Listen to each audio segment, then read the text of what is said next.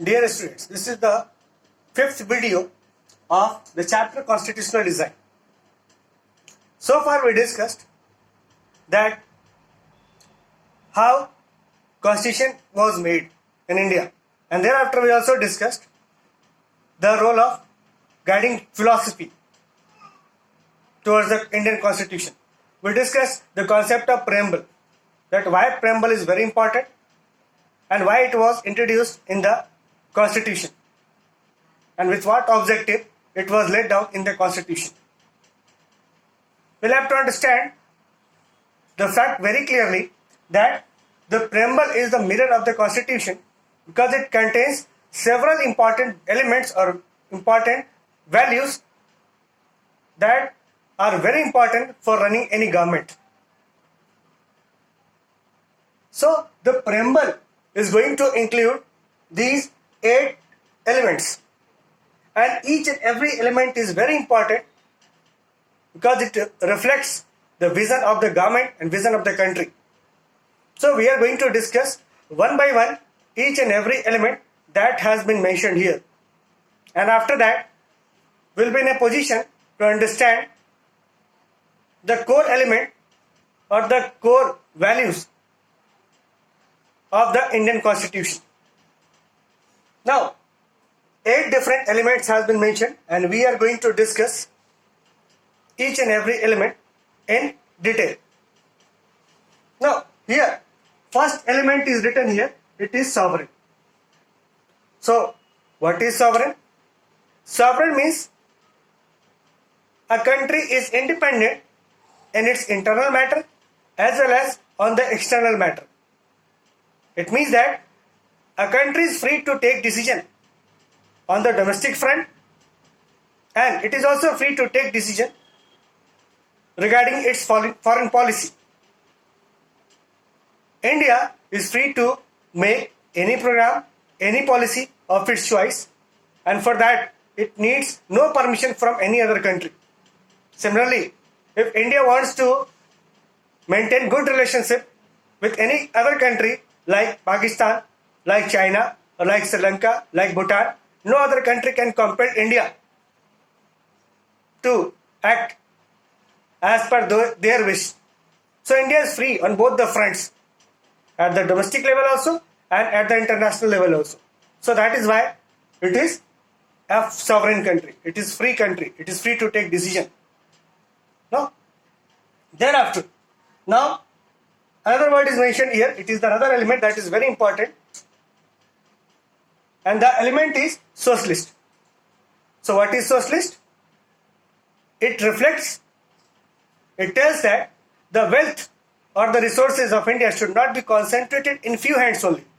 It spells out that the resources or wealth should not be concentrated in few hands only. And that is why government is going to impose income tax on rich person, so that the money that is collected from the tax should be distributed or would be distributed to the welfare schemes that is mainly meant for the poor person. Now, we should understand that when India adopted the concept of mixed economy, Nehru and other important socialist leaders, they focused more on the socialism. They wanted to make India a socialist country. But thereafter, other factor was also there, and that is why we adopted mixed economy, not socialism pattern and not capitalist pattern. Now after that, the third point is written here. The third point is, or the third element is secular. India is a secular country. Preamble clearly spells out, it clearly declares that India is a secular country. It means that the state or the country is not having any official religion. Like in Pakistan, Islam is there. In Nepal, Hinduism is there.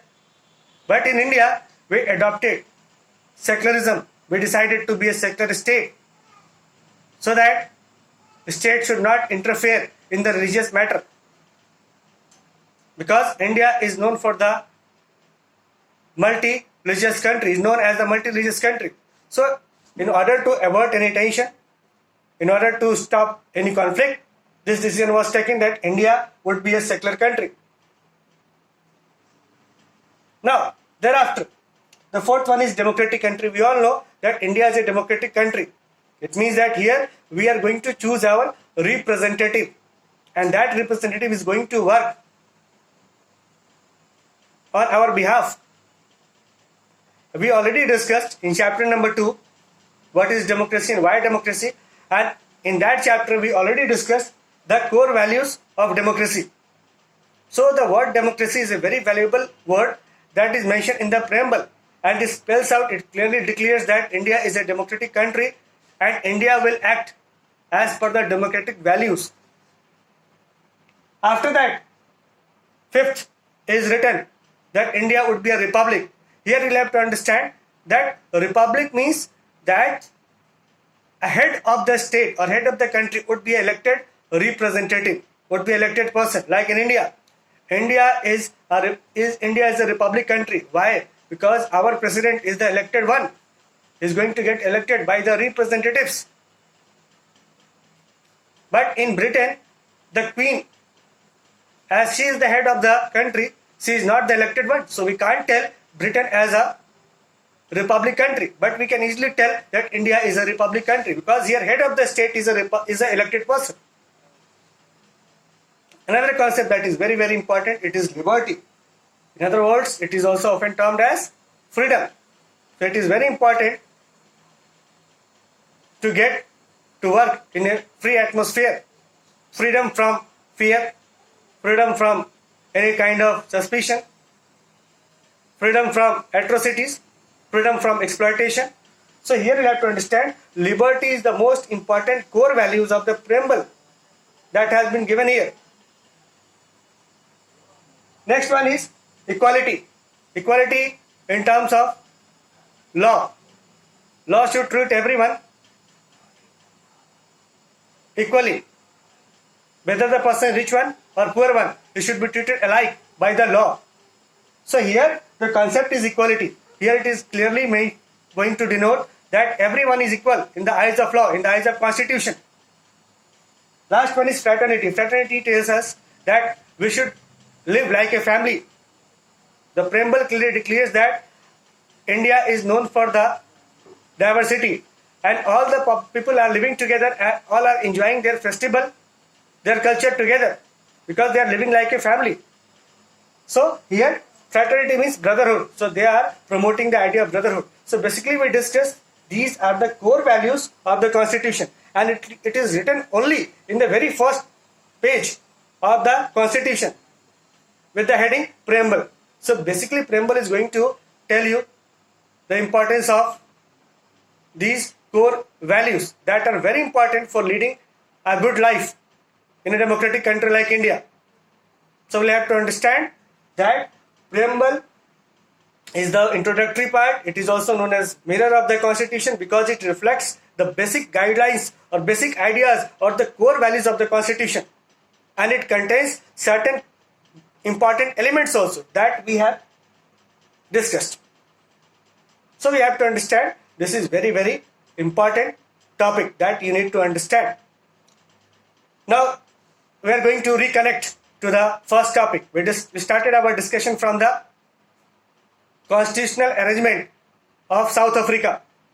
Thereafter we came to know that why constitution is required, why it is necessary, and after that we started our discussion with the Indian constitution and particularly how it was made, and after that we discussed that what are the core elements of the constitution. So in this video we are going to end here. Thank you.